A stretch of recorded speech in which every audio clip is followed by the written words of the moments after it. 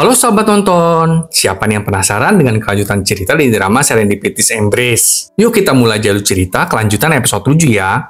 Junho lalu memeluk Hongju dan mengatakan kalau selama ini dirinya depresi. Hongju lalu meminta maaf kepada Junho karena selama ini dirinya tidak mengetahui kenyataan kalau Junho ternyata sakit. Hongju kemudian memberikan Junho minuman dan mengatakan kalau dirinya akan menghubungi atasan Junho agar dapat merawat Junho. Junho menjadi marah karena Hongju tetap pergi meninggalkannya. Hongju kemudian berkata, kalau selama ini Hongju menyalahkan dirinya sendiri atas kepergian orang-orang yang meninggalkannya.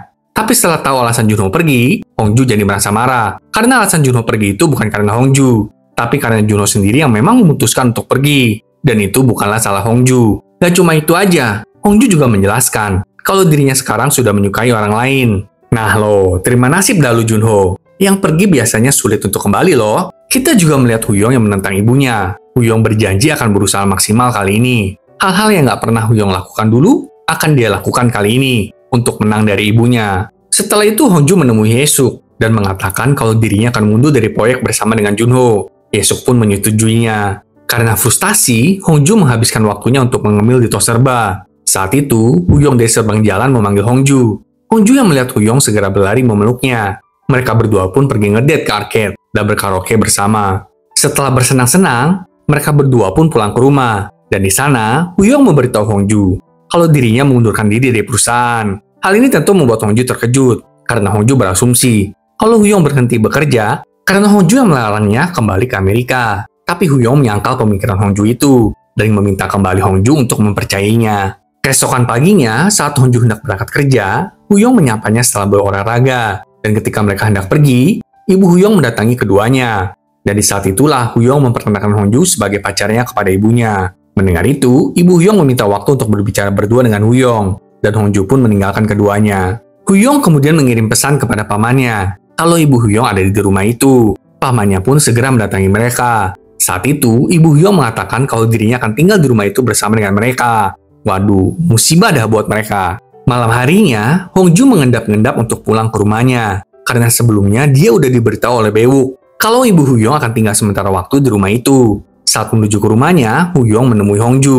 Huyong juga memeluknya. Hongju berniat untuk pindah sementara waktu. Karena sepertinya Hongju mengetahui bahwa ibu Huyong tidak menyukai dirinya. Tapi Huyong menolaknya dan mencoba untuk menenangkan Hongju. Keesokan harinya, Huyong mendatangi restoran Sangpil. Dan kebetulan hari itu di restoran Sangpil kedatangan banyak pelanggan. Dan Huyong mendadak jadi bantuin Sangpil deh.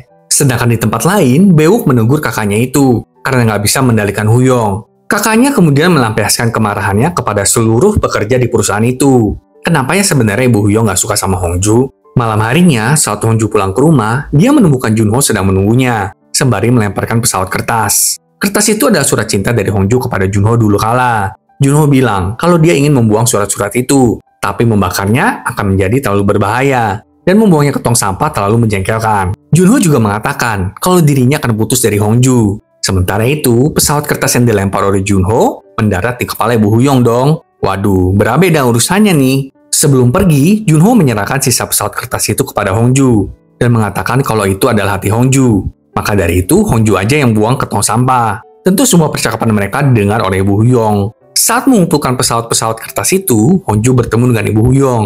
Ibu Huyong menyindir Hongju dengan mengatakan, sepertinya kehidupan percintaanmu rumit ya. Iya tante, sekarang makin rumit karena tante soalnya. Sedangkan di restoran, Sangpil, Hyeji, dan Huyong sedang menunggu Hongju. Tapi karena Hongju nggak datang-datang, Huyong bergegas pergi. Sedangkan Hongju diajak ngobrol sama ibu Huyong. Ibu Huyong dengan terang-terangan mengatakan, kalau dia nggak mau Huyong terseret ke dalam hal semenyedihkan ini, dan meminta Hongju untuk merelakan Huyong. Tapi Hongju berkata, asal tante tahu aja ya, Huyong duluan kok yang kegenitan ngejar-ngejar saya.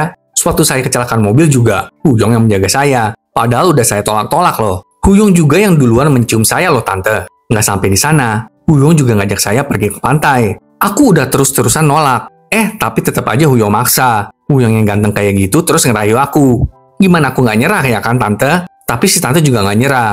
Dia bilang, kalau bisa jadi Huyong godain banyak gadis juga. Jadi sebelum Hongju sakit hati, udahlah akhiri aja. Ibu Huyong juga bilang, kamu tahu nggak sih, banyak hal yang bisa hilang dari Huyong karena kamu. Lalu Hongju membalas, kalau orang sepintar kayak Huyong sudah memutuskan itu, berarti aku lebih berharga dari semua hal itu dong. Wah, mantap jiwa nih jawabannya Hongju. Huyong kemudian pulang dan menemui Hongju. Hongju dengan cemburu menanyakan tentang beberapa wanita yang dulu pernah dikencani oleh Huyong di Amerika. Mendengar itu, Huyong jadi tahu kalau ibunya habis bertemu dengan Hongju. Hongju khawatir kalau Huyong akan ikut pulang ke Amerika bersama dengan ibunya. Tapi Huyong menegaskan sekali lagi kalau dia tidak akan pulang ke Amerika. Tapi Hongju menjadi tidak yakin dengan ucapan Huyong.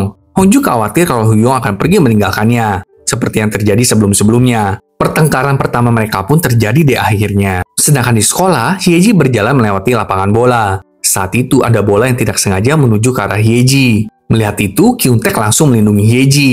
Jadi bola itu mengenai wajah Kyungtaek dong, yang membuat Kyungtaek mimisan dan jatuh pingsan. Setelah kejadian itu, Hyeji kemudian merawat Kyungtaek di klinik sekolah. Dan di saat itulah Kyungtaek benar-benar mengungkapkan perasaannya kalau dirinya mencintai Hyeji. Tapi yang lucunya, Kyungtaek mengatakan itu sambil cekukan dong. Gak apa-apa deh ya, yang penting akhirnya mereka berciuman juga. Hihi. Malam harinya, ibu Huyong mencari Huyong ke rumah Hongju dan mendapati Huyong sedang menunggu Hongju di luar rumahnya. Huyong mengatakan kalau saat dirinya merasa lelah di Amerika, dia selalu mengingat momen bersama dengan Hongju. Dan merindukan Korea juga merindukan Hongju. Bahkan sampai sekarang, Huyong terus merindukan Hongju. Udahlah tante, restui aja anaknya kenapa sih? Setelah pulang kerja, Hongju bergegas berlari ke rumahnya untuk menemui Huyong. Saat itu, sebuah motor hampir menabrak Hongju. Tapi Huyong tiba-tiba ada di sana dan menyelamatkannya. Ternyata, Huyong juga sedang berlari untuk menemui Hongju ke tempat kerja Hongju. Aduh, so sweet banget deh pasangan kita ini ya. Ini pembelajaran ya buat kita semua. Kalau bertengkar di dalam sebuah hubungan, kita harus cepat-cepat menyelesaikannya. Jangan membiarkan itu menumpuk. Hubungan itu terdiri dari 50% cinta dan 50% berantem. Itu karena semua orang punya titik lemah. Jadi mari kita saksikan episode terakhirnya besok ya sahabat tonton. Sampai jumpa.